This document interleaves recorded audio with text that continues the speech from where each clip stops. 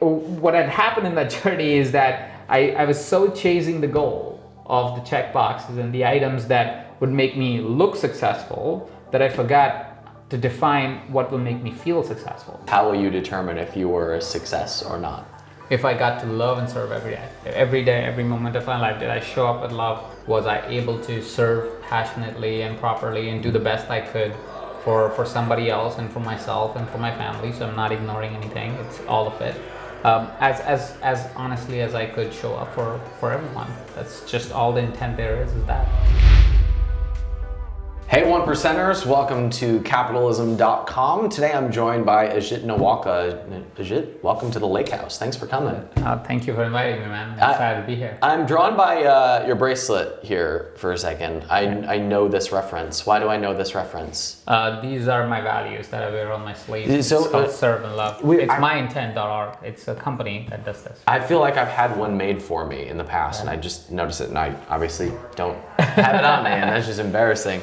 So I first met you when I saw you give a talk about, you basically deconstructed the $100 million path, if I remember correctly.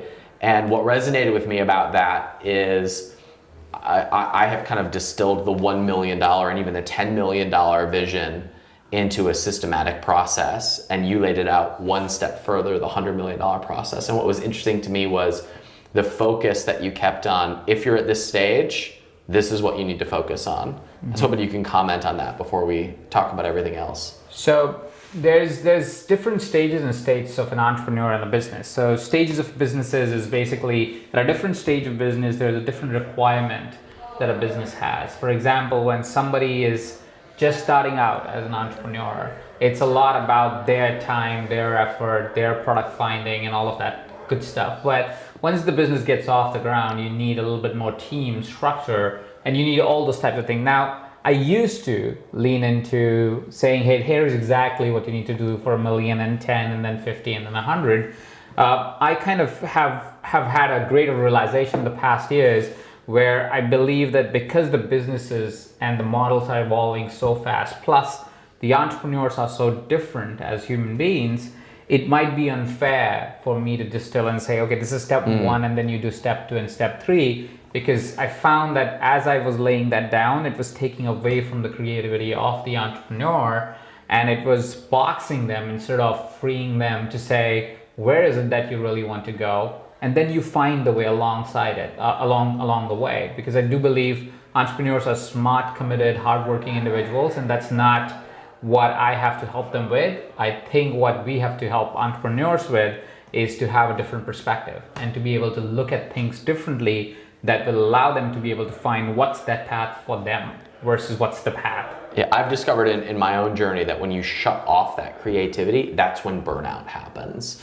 True. And I've run into so many entrepreneurs who are like, give me the formula, give me the model, and sometimes a framework or a specific menu of strategies can be really helpful, but as soon as you try to deconstruct exactly the steps, you kill off all the magic that really makes the entrepreneur an entrepreneur. I know you've dealt with burnout as well, and I'm curious if that had anything to do with the changing of how you present the model.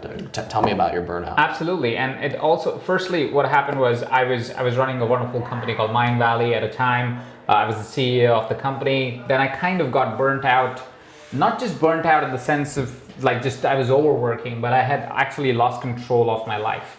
I was making great living, but I wasn't living a life. So I was making a ton of money, but I wasn't really having the joy of that money. I wasn't concentrating on my health or my relationships, my friendships, my relationships with my parents, my colleagues. All of it was kind of just getting by. And I had to ask myself the question of saying, is that the life that I want? And that question led me to firstly rediscover it for myself.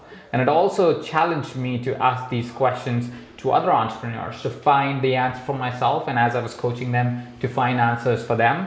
And we found that systems are great to study. Systems are great to kind of get an insight from. But systems are almost never successful when replicated.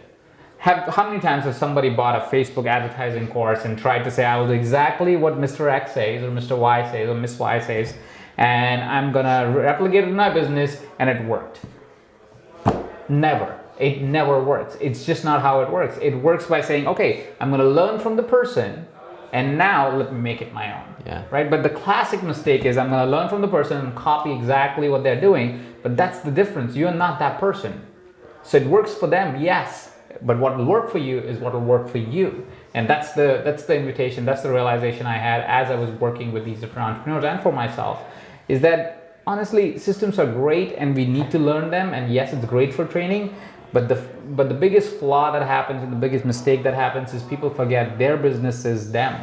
It's a lot about them. It's a lot about their unique idea, unique proposition, unique product. It's at least about people. Yeah. Even if it's not just one person. It's about the team. It's about the people who are on the team and that uniqueness that creates the creativity. Absolutely. And the centerpiece is the entrepreneur, and then the team comes in and makes that centerpiece stronger, for sure. So it is a combination of all of those things, and it's never about replicating something. It's about learning and then enhancing from there. And that's really where the dialogue shifted, and I started to go, if I give somebody a cookie cutter thing, what they start to believe is that's the way to do it. But that comes with like almost like a footnote saying, yes, that's the thing that worked for me. Here is what you can try, but go ahead and make it your own. So I know you've got an entire section in your new book, Live Big, about this, and I'm fascinated to dive into this. But before I go into that, why did you burn out? So mine was more because of my challenging childhood, you can say, in a way. So what happened was I grew up in India in a small town called Jaipur. I grew up in a household of 23 other people that I shared. It was what we call in India is called a joint family. It's basically my cousins lived in the same house, my grandparents lived in the same house, my cousins of my grandparents lived in the same house. Basically, it was a big family living together, but it wasn't that it was some exorbitant big house. It was a small house still shared by 23 people. So there was no abundance of space or abundance of wealth per se in my family. And so as I grew up, I grew up challenged. I'm an introvert, or at least I identify myself as one, and I need my own space and my own time. I never had that growing up. And so as I was growing up, I always wondered if one day I could get out of the house. That literally was my ambition. That was my life goal.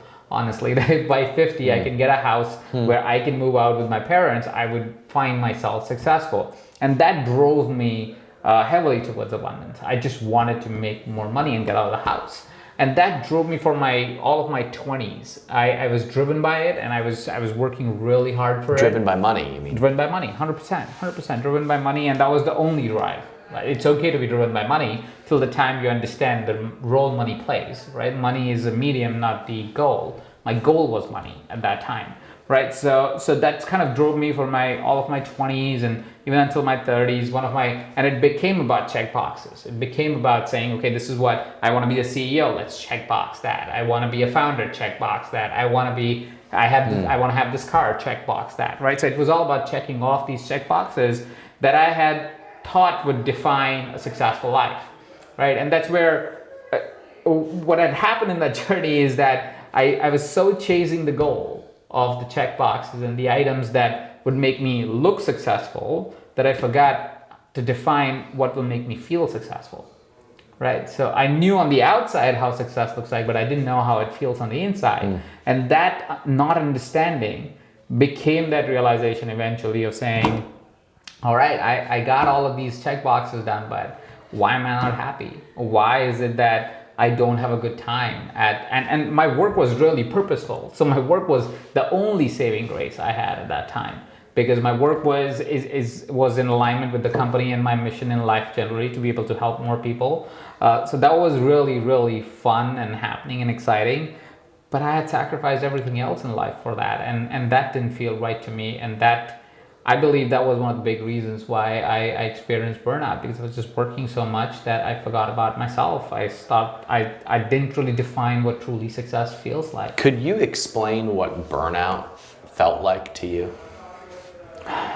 So burnout to me at the time was a lot of sleepless nights, a lot of lack of motivation, like not wanting to get out of the bed. There was a point in time where I couldn't sleep, like I had to drink to put myself to sleep. So I was borderline addict, I would say. I mean, I never diagnosed with it, but I believe I was kind of an addict. at the time. I really was, to be very honest, a lot of times my teams, and it came from the outside that I had this reflection. First, I didn't really identify it myself, but I was being an asshole to my team, and that came from somebody from the outside who looked at my behavior with people around me, and they were like, "Do you realize what you're doing? Like the comments that you make and the snarky subtext that you make, and all that kind of stuff." So I was just being not a real version of myself, and just drained out of energy at all times, and just pissed at things, and yeah, like sleepless nights, bad health, like I said. So for me, it was not just like my energy towards work was gone, but I think my soul was missing. Like me, who was me, like honestly me, what I was, what I grew up as, my values. I think I had sacrificed it all for the wealth that I really wanted in my life. So that's how it looked like for me, and that's how it felt like for me. And what did you do about that? So my journey so it took a little while, because again, remember, these were my life dreams. I was now conflicted as a person of saying, I designed this life thinking this is what I wanted all my life. What is it that is, why am I being stupid right now, right? That was the first thought, right? Why are you being stupid? It's a small thing, take a vacation, right? That's kind of what was the first thought, take a vacation, right? It's probably you're just working hard and maybe you're stressed, so just take a vacation. And I took those vacations, but the thought never went. The thought just kept staying with me. The nights still looked the same, the mornings still looked the same. And so there was a point where I was like, this has been happening for so long. I think it was almost 4 or 5 months that I couldn't get myself together in a way that I usually would show up as a person. And so night after night, I would wake up, and this was the time when it's Christmas holidays. You know, the office kind of goes on leave and everybody kind of chills out a little bit. And this was the time I was chilling out, and I realized how alone I was when I was chilling out. Because I literally had destroyed, or at least not destroyed, then paused my relationship with my family, my friends, my relationship at the time.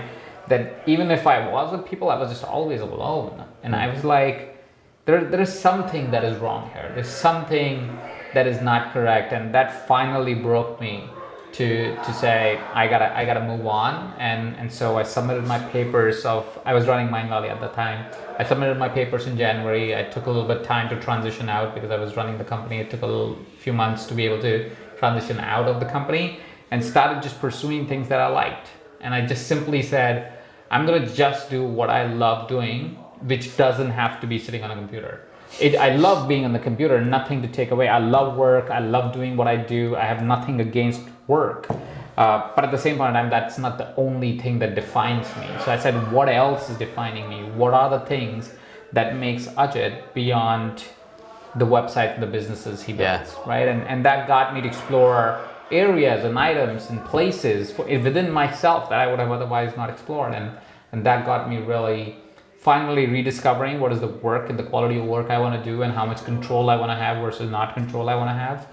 What kind of team I want to work with, and how do I want to carefully select them, how much I want to work on a daily basis, what's the relationship that I want, and what would mean and what would it take for me to be, or how would I want to be in a relationship, all that kind of good stuff, which took me months to discover, but I went and kept going deeper and deeper till the time I found my answers, knowing that I will continue to find answers as life goes on. I just need to keep the space there so I can keep looking. So I am selfishly curious about this, because I'm probably 80% of the way through this exact process of I had my big win. Like I sold a couple companies, it did pretty well, invested the money. Well, now what? Right? And so that what I did was I covered that up with a whole lot more work. Yeah. And it's an attempt to like meet the needs of yourself through the only route you know, which is more work even when it's not necessary. And basically using work as the drink, using work to soothe whatever ailment is going on. And so I burnt out, and now I'm going through the process. I'm in the rediscovery process of what would it be like if I just focused on what I was enjoying rather than what I was building. So what did you do during that time where you were rediscovering? So, firstly, it's important for us to know that we are rediscovering, which is great that you already know that part, that you're rediscovering and there is no need for the void to be filled. So, here is the difference that you may want to consider, and that's the difference that I made. Is I didn't try to go, okay, I don't have anything to do today, so let me just work. Right? That's us trying to say, I don't want to deal with myself. Let me just cover it up with something which is probably unnecessary, right? But I can qualify it as a work and say I'm productive and useful, and so I don't have to deal with myself and my emotions, right? One of the greatest journeys that we take is a journey within ourselves. It's the hardest. It seems the easiest, but it's the hardest dang thing to do is to take that journey and really ask ourselves the tough question. To say, okay, what do I really like to do? Say I did not have any work. What am I gonna do? Right? And it's not because know one thing, as an entrepreneur, you'll never be lazy. You can always work a little bit more. Our minds are so crazy as entrepreneurs, and people who are watching this, if you're entrepreneurs, you know it's not gonna shut down. You can try everything. It's not a life gonna sentence. Yeah, it's not gonna shut down. So the only way for us to actually get more out of what's not gonna shut down is to shut it down. You see, and it's scientifically proven too, so it's not just me making this up, right? When you actually don't do anything, that's the best time for an entrepreneur because your default mode of brain gets activated. There's an actual science research done where they say that when you're doing the most mundane, boring things, there is a part of our brain that gets activated, which is called the default mode of the brain. The default mode of the brain is also our subconscious. It takes all the data that you've been processing all day long and actually processes it to come up with a creative solution, right? This is why people say, oh, I get my best ideas in the shower. Is this just entrepreneurs or is this everybody? Everybody. This is for everybody. Everybody needs to shut down to get the best creative ideas. This is for professionals too. If you're a professional, the problem is you're working too hard. It's not that that's why you will grow. The reason why you don't grow as fast is because you work too hard. And I'm guessing doing nothing is not doing this on a phone. No, doing nothing. Literally fold laundry, like the stupidest shit. Where there's actually no active side of your brain or your conscious mind is not engaged, basically. So I run from that place, right? I'm learning to deal with that as I uncover what I'm really running away from. Mm-hmm. But I think as entrepreneurs, we fill every one of those seconds through even more work. But what you're saying is it's actually that almost boredom is necessary. In order for the next creative breakthrough to happen. Absolutely. Think about it like this. Your best ideas never came when you were checking Facebook. Your best ideas were not on somebody else's Facebook feed, right? It was always when you were taking a hike, you were in the shower, you were taking a bath, you were swimming in the pool, or doing whatever that is kind of boring in a way, but was actually disengaged your conscious mind and was just your subconscious that took over, suddenly connected the dots, and boom, you have your brilliant idea. And that's the reason your best ideas come there. But entrepreneurs don't know how to do that. So firstly, for entrepreneurship, it's good to have that space. Secondly, that's also the time you actually go deep and you give time to yourself. So it's good for your soul because you finally figured out what you actually want in life, not the next $1 billion you want to make, because nobody wants the $1 billion. You want the experience of the $1 billion. They want what's on the other side of the $1 billion. Yeah. So that chase. Having that chase is a great thing. So again, there's nothing wrong with the chase. There's nothing wrong with money. There's nothing wrong with wanting money. The challenge is, why do you want it and how do you want to get there, right? So you may want all the money in the world, but if you want it just because you finally get to sit next to Jamie Foxx for all I care, it's a stupid reason to do it, right? It's like, what validation are you looking for, right? If it's for love and connection that you're doing it because Jamie Foxx is your love and connection, well, go do it. But otherwise, love and connection is also with your wife, right? Or your girlfriend, or your kids, or your parents, or your friends, or whatever that is, right? So you could find that you can find the same joys of somebody who would make 100 million today. You don't have to wait for 100 million. At the same point of time, that chase of 100 million keeps us excited and keeps our creative juices flowing. It's a good thing for you. It's a good thing for the world. But to do that chase just for the validation or just for that I will show you type of behavior is not good for your soul. It's not good for your heart, and it's not good for your health. So eventually you will come around and go, why did I do this? And that's the common thing, right? And the book actually starts with that. Literally the first thing that I quote is the research that, and I forget the name of the lady right now, but she was a nurse and she did research by talking to people who were on their deathbed and asked them what did they regret the most. And they regretted things that were nothing to do with money. Nobody regretted making less or more money. Everybody regretted things like, I could have done things that I really loved. I regret I could have spent time with my family, and so forth.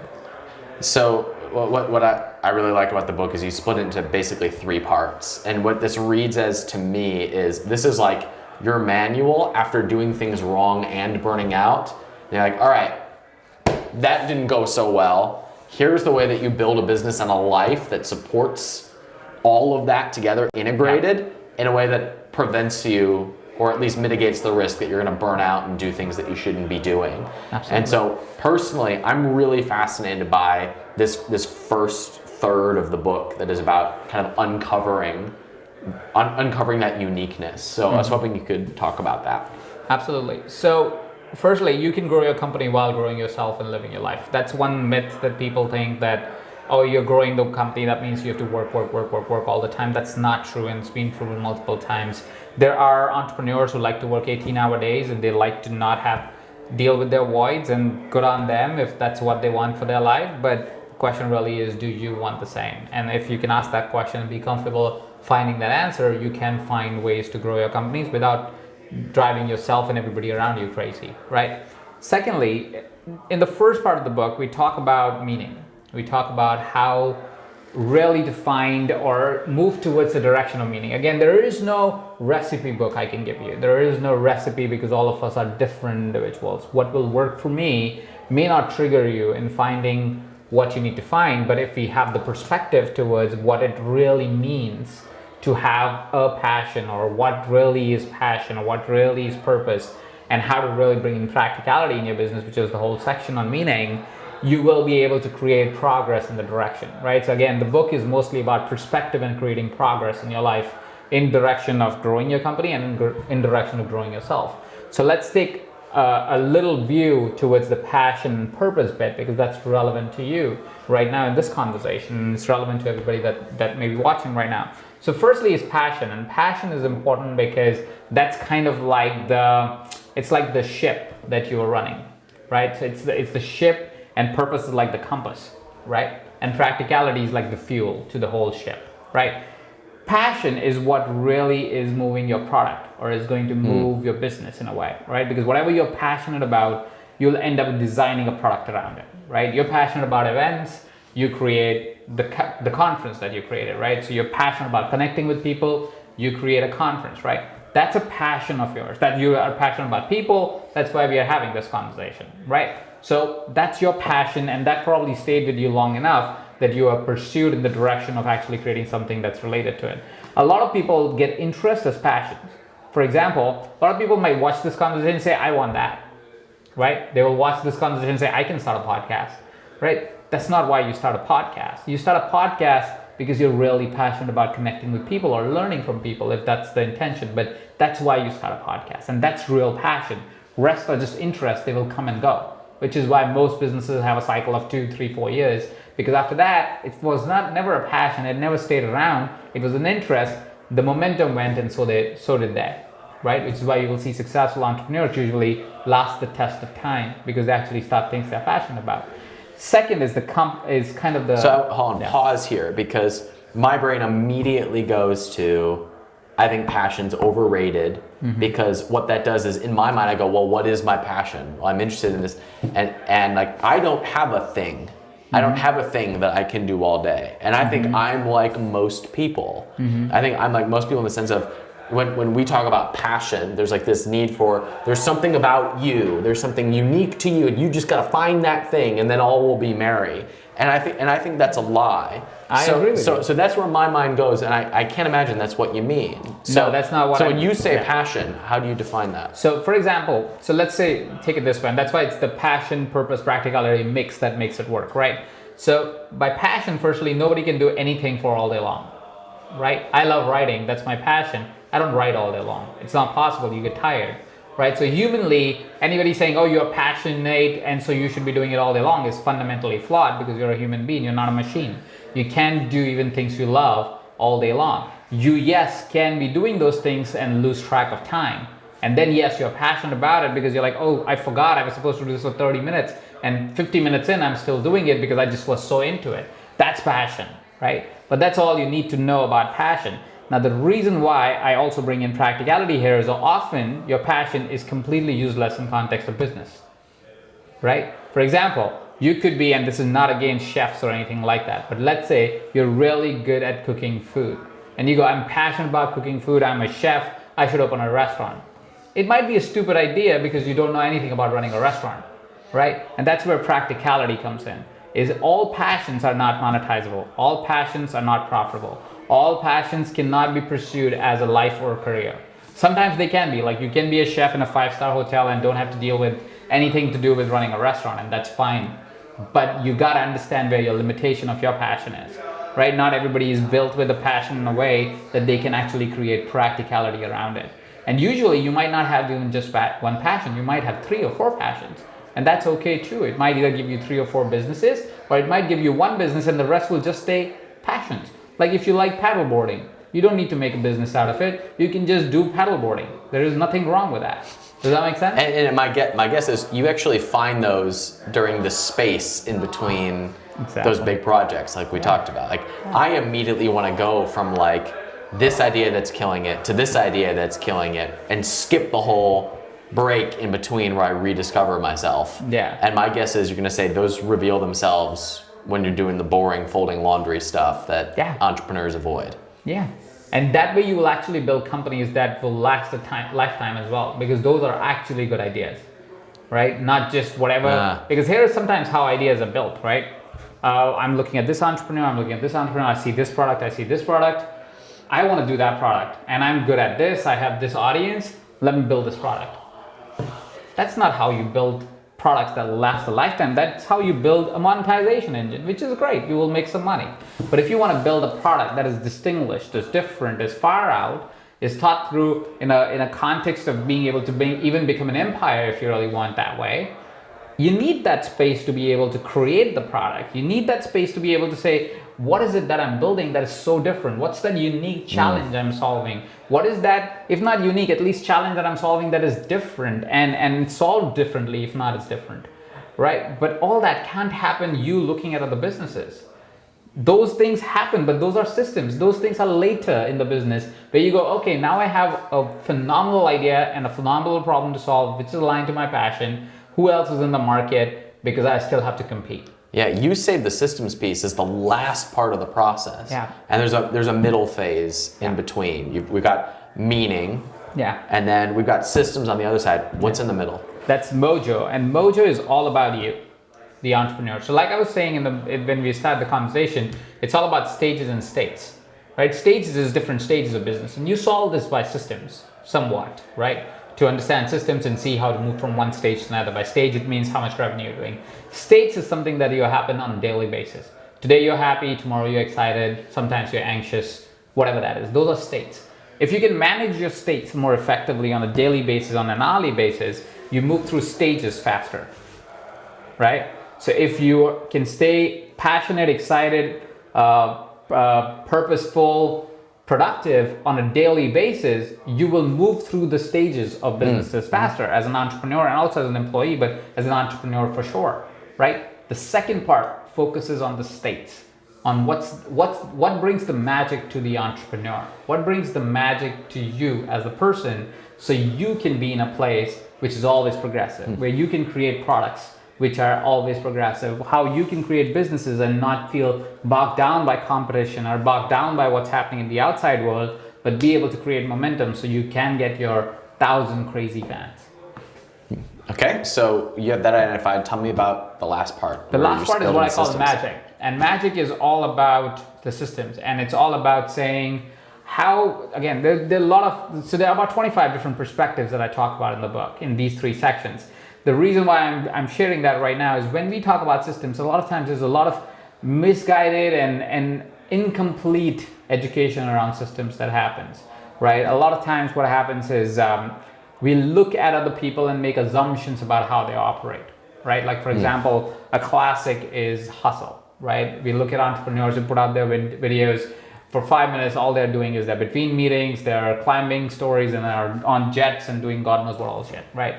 and it's for 5 minutes you're just watching that, and you feel 24 hours of the day they're like that.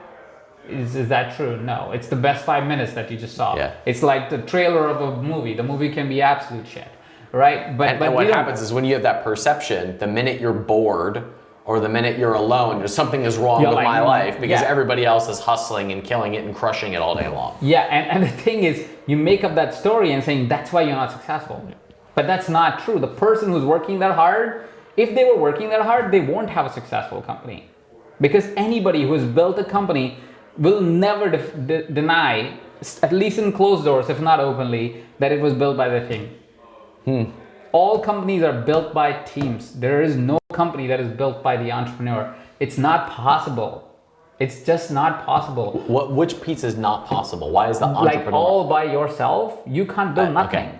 You have 24 hours in the day. You mean as one person, they didn't build the empire? Yeah, no. The one person doesn't build an empire. Even if he's putting out a video every day, somebody's shooting it and editing it in the quality that it drives results, right? They have a consultant who's telling them how to rank or get viral or whatever that is. They have all the help. All entrepreneurs are standing on shoulders of giants of education or interest or mastermind groups, or they're sitting in groups where they have great talent working for them. So this is the braingasm that most people don't have the balls to tell you. So we were having our little mastermind downstairs earlier today, and there was one person in the room who's so good at what they do. They have millions of followers, and the business side is where they were struggling. And so their question to the group was, I'm trying to learn WordPress. And I'm trying to learn tech and all these things. And we're like, don't do that. Don't go down that road because so often when you buy into that lie that it's all built by one person, then you ignore your creativity. You ignore the meaning part of the process and you go straight for the system. Give me the plan. Give me the thing that I can do, that I can build. But in reality, what you're saying, correct me if I'm wrong, is that the first stage to building a life and a business, both of which you love, is to be in tune with your uniqueness and complement that with other people's uniqueness. Yeah. And that's the magic part of the formula. Absolutely, absolutely. And that's where successful companies and successful entrepreneurs get to build their companies and their lives alongside it. And it's not about how many hours you put in the day, because then it's just a glorified job. What's the point of you quitting your job right now and becoming an entrepreneur? Yeah. There's no point. If the point is so that you can have freedom, if the point is so you can create something that's beautiful, why not collaborate? Why not bring in team members that actually will support that vision and support that direction and create something that's beautiful? Well, Ajit, I know the book is called Live Big. I know it just came out. Before I let you go, one more question for you. What do you think happens when you die? I have no idea, and I have no desire to know. You have no desire to know, really? No. So I don't know how to explain it too, but at the same point in time, the thing is that I don't believe that much in legacy. I don't believe that much in afterlife or anything like that. I just feel as human beings, we are here to play. We are here to play the game of life, play it in a good way. You can choose to be on the good side or the bad side. And good side is always the side for humanity, basically. It's no other way to pick a side but that. So if you do good work and you move people in the positive direction, everybody gets to live a happy life and we get to live together, play together, enjoy this planet and take care of it. I think that's all there is. I don't think there is anything magical, scientific. Like scientifically, there is nothing known, of course, and religious wise, I'm not a religious person, so I can't say about afterlife and so forth. But for me, after life, nothing happens. You just hang out. And what you have is this moment. Let's enjoy this. When you are reflecting on your life in your final years, how will you determine if you were a success or not? If I got to love and serve every day. It's very clear to me that every day, every moment of my life, did I show up with love? Was I able to serve passionately and properly and do the best I could for somebody else and for myself and for my family? So I'm not ignoring anything. It's all of it. As honestly as I could show up for everyone. That's just all the intent there is that. Ajit, where can people find you, follow you, digest all of you? You could just get debate the book. With you. That's the way to debate with me. that's the way to get an insight in my head. It's livebigthebook.com. That's the domain, and there you will find all the channels of connecting with me on Instagram, on Facebook. I'm there on most social platforms: Instagram, Facebook, LinkedIn. Well, thank you for coming to the lake house. One percenters. I am living this story. I am living the story of chasing the result rather than building the life and the business that amplifies that. And I think that that perspective is what ultimately creates staying power. And for me, I work with so many entrepreneurs who are just chasing the result. And I'm thankful to have learned the lesson at 30 that ultimately that breaks. Ultimately that you burn yourself out, and that's not the life that we ultimately got into this for. We got into this because we wanted a different life, not because we wanted to be workaholics. We wanted to amplify the life and the happiness that we ultimately wanted, and we replaced that with the process instead of with the meaning in the first place. So thank you for writing this. Thank you. Hey, if this sounds like an entrepreneur please share this with someone who would find value in it. Thanks for watching.